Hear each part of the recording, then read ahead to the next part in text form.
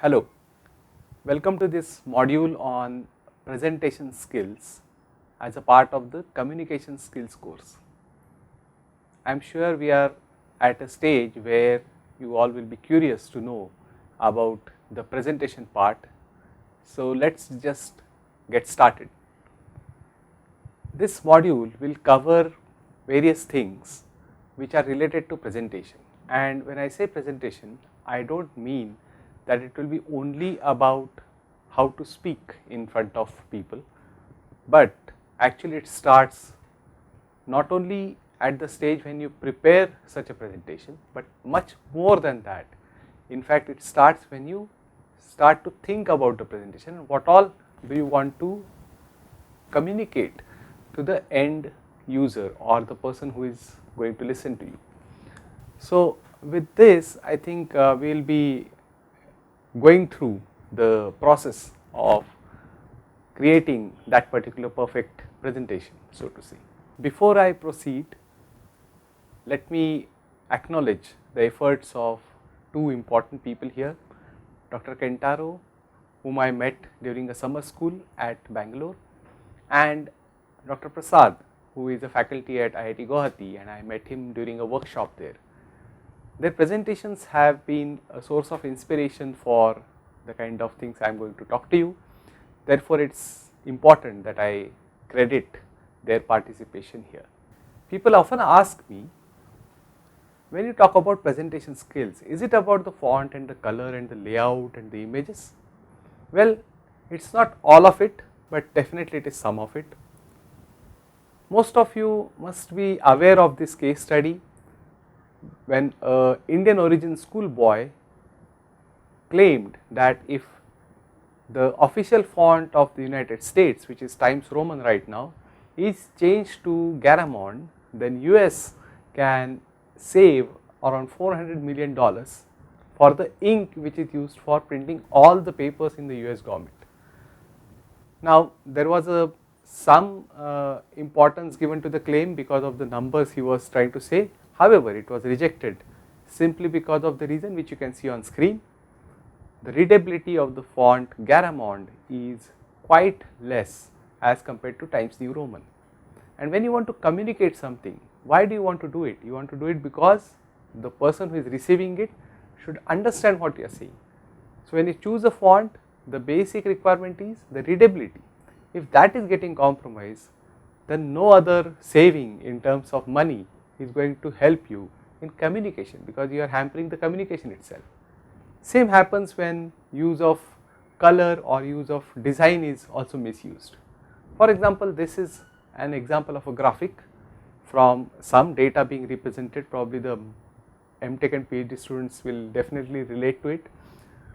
The data is present, it is correctly presented, there is no mathematical error into this.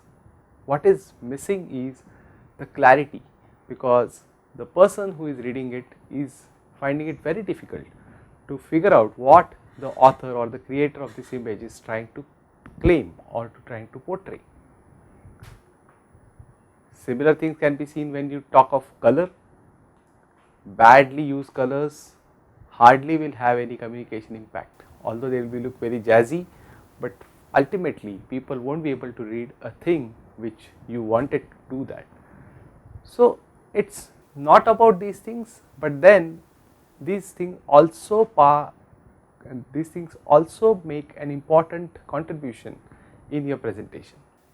The process used by people worldwide is to start with the planning phase and create that particular presentation the way you want to have it, or the way the content is asking for it, and finally use your best of the presentation skills in order to impress the audience and give them the message you wanted to give.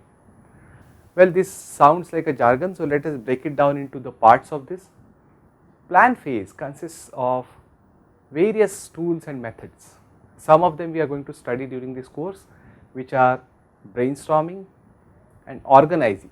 So when you want to organize your content, whatever you want to communicate, then the organization of that content is very important.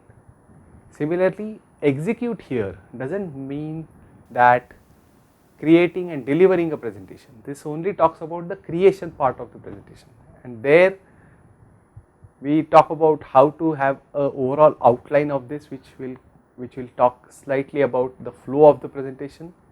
The bulleted details will tell you the information hierarchy about the content, whether it is the important point or the sub point, and ultimately use of graphics, whether it is static or video or animations, will be important to convey that particular concept, and we will come to that as we proceed. But finally, when it comes to impress, it is about the look and feel. So it is about the color schemes, the fonts used, the effects used in between if there are any, and overall appeal of how you want to communicate. All of these put together will be underlined because of the last word written on the slide, which is practice. So creating a amazing presentation is not just good enough unless until you practice it well and then present it with full confidence in front of the audience you are supposed to talk to. So we are going to see this as the process, and we are going to undertake various methods and assignments during this thing. So let us go further and talk about the process. Why it is important to look at it into this direction? Well, one of the common observations has been that whenever a presentation is planned, so to say planned, whenever we start working on a presentation would be the better sentence, the first and the foremost thing lot of people are seen doing is directly go open the software, start selecting the template which is the best template available for this kind of a topic, and then trying to create the presentation, and once the slides are ready and actually try to put them in proper direction, or actually sometimes they come to a point where they completely are lost about where we started, why do we start about this thing. So in order to avoid that chaos, it is important to go from planning stage to the impress stage. An example which comes to my mind is from the film domain, because I come from the filmmaking background, is by the legendary director Satyajit Ray. He used to have a meticulous detailed plan of his films, characters, scenes, even the makeup and the looks and the props used to be used by the characters. And he used to document that in his diaries with pages after pages scribbled and illustrated and doodled with, where every detail was documented well. When the production happened of the film, he used to pay a lot of attention in achieving these particular details so that they appear correctly on the screen.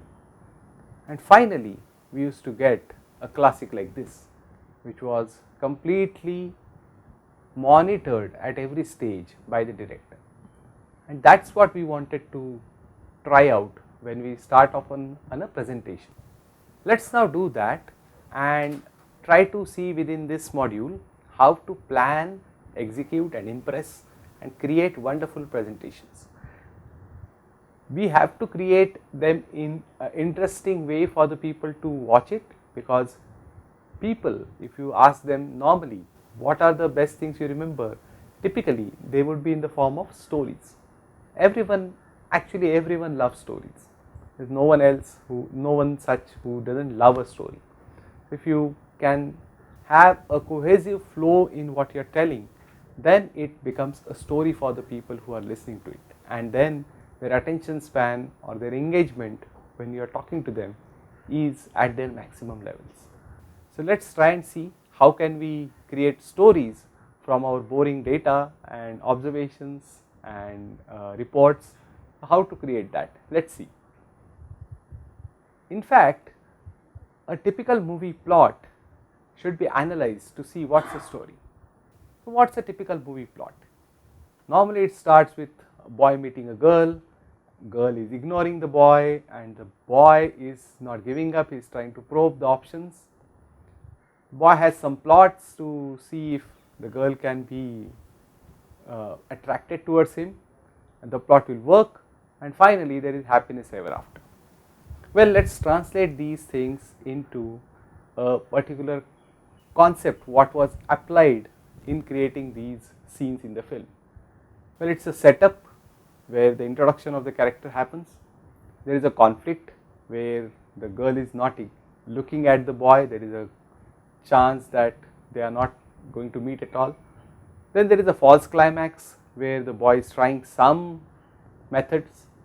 There is an action where boy attempts even after failures, and finally he reaches to the point where he gets the girl, and there is a finale. Now if we translate that to any one of our presentations, probably we have the similar story here. We have the introduction where we say what are we going to talk about, we just establish ourselves, we establish our characters. We then talk about the problem or the observations, what we are going to solve, and then we show what are the related things which are already done by various people around. We then also propose what would be the ideal way to solve this particular problem. We test it and see if the results are working for us, we show some proofs, and we go ahead and say what could be the future trends or future work in this same direction. So in fact, a typical talk outline is a pretty good story of a film or any other story. So let us see how we can actually come to that point where we can narrate this story in all its glory and the form which appeals to the audience. So within the plan section, we are now going to concentrate in the next lecture about how do we take up the plan phase and execute it using a certain method. For this session, we are going to do it using brainstorming, followed by analyzing what we have got through that brainstorming session, and finally organizing this particular information which we have gathered using a tool called mind maps.